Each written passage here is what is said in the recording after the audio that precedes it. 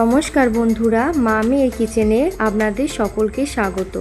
আজকে আমি আপনাদের বানিয়ে দেখাবো পাপড়ি চাট। তার জন্য এখানে আমি 1 বাটির মতো আটা নিয়ে নিয়েছি। এই বাটিরই মাপ করে আমি 1 বাটি ময়দাও নিয়ে নিলাম। এখন আমি দিয়ে দিচ্ছি 1 চামচের মতো নুন। তারপর আমি এই যে ছোটো চামচের 1 চামচের জোয়ান নিয়ে নিয়েছি। জোয়ানটা আমি একটু ঘষে দিলাম। জোয়ান দিলে খুব সুন্দর একটা ফ্লেভার আসে। এরপর এখন আমি ময়মের জন্য একটু আমি সাদা তেল দিয়ে দিলাম। আপনারা ময়ম এটাতে নাও দিতে পারেন। এখন আমি মেখে নিচ্ছি। এরপর আমি জল দিয়ে মাখতে থাকব।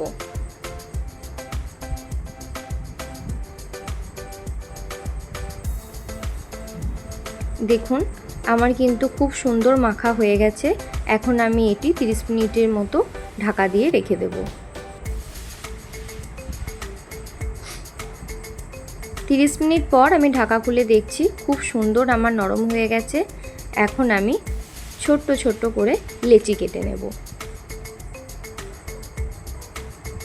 দেখুন এই যে আমি সমস্ত লেচি এভাবে কেটে নিয়েছি। এখন আমি লেচিগুলো বেলে নেব।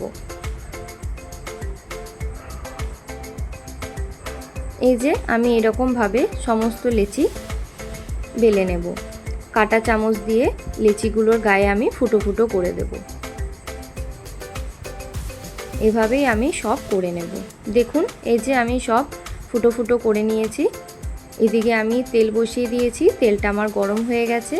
এখন আমি পাপড়িগুলো ভেজে নেব। পাপড়িগুলো লাল লাল করে ভেজে নেব।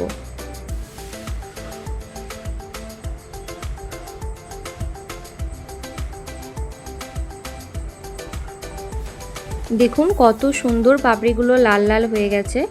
এখন আমি এটি তুলে নেব। এইভাবেই আমি সব পাপড়িগুলো ভেজে নেব।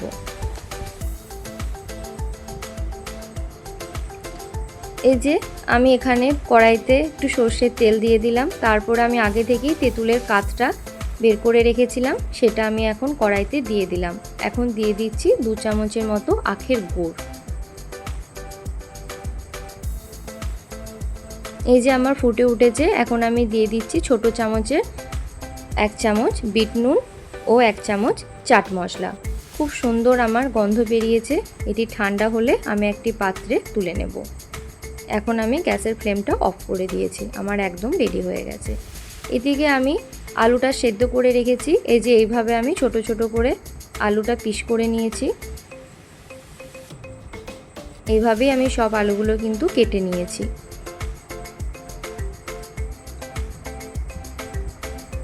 এদিকে কড়াই আমি তেল দিয়ে দিয়েছি। তেলটা আমার গরম হয়ে গেছে। এখন আমি আলুগুলো একটু ভেজে নেব। আপনারা চাইলে সেদ্ধও রাখতে পারেন, তবে একটু ভেজে দিলে টেস্টটা বেশি সুন্দর হয়। আলুগুলো আমি কিন্তু বেশি ভাজবো না, একটু রং ধরলেই তুলে নেব। দিয়ে দিলাম 1/2 চামচের মতো নুন। এই যে দেখুন আমার একটু লাল হয়েছে। এখন আমি তুলে নিচ্ছি। এটি ঠান্ডা হলে আমি রেডি করে নেব। এই যে ঠান্ডা হয়ে গেছে। এখন আমি দিয়ে দিচ্ছি কুচিয়ে নেওয়া টমেটো, কুচিয়ে নেওয়া শসা, কুচিয়ে নেওয়া পেঁয়াজ, কুচিয়ে নেওয়া 1 চামচের মতো কাঁচা লঙ্কা এবং ধনেপাতা। তারপর দিয়ে দিলাম বিট নুন। নুনটা আপনারা স্বাদ মতো দেবেন। তারপর দিয়ে দিচ্ছি চাট মশলা। সব কিছু দিয়ে এখন আমি সুন্দরভাবে মেখে নিচ্ছি।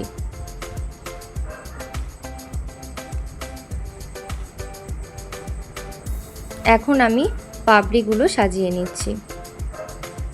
এরপর প্রথমেই দিয়ে দিলাম ফ্যাটানো টক দই।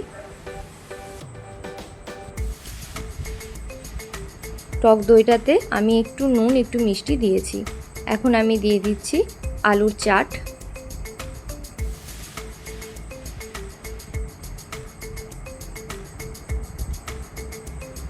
তারপর দিয়ে দিলাম তেঁতুলের চাটনি। তারপর দিয়ে দিলাম টমেটো সস। তারপর আবার উপর থেকে একটু টক দই দিলাম। তারপর দিলাম সেও ভাজা।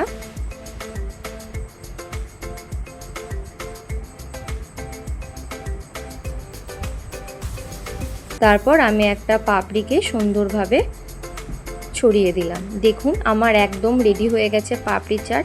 আপনারা এভাবে বাড়িতে বানাবেন, দেখবেন দোকানের খাওয়া একদম ভুলে যাবেন। সন্ধ্যের জন্য একদম সুন্দর একটা বড়দের ও বাচ্চাদের জন্য রেসিপি, দারুণ লাগবে, বানাবেন অবশ্যই।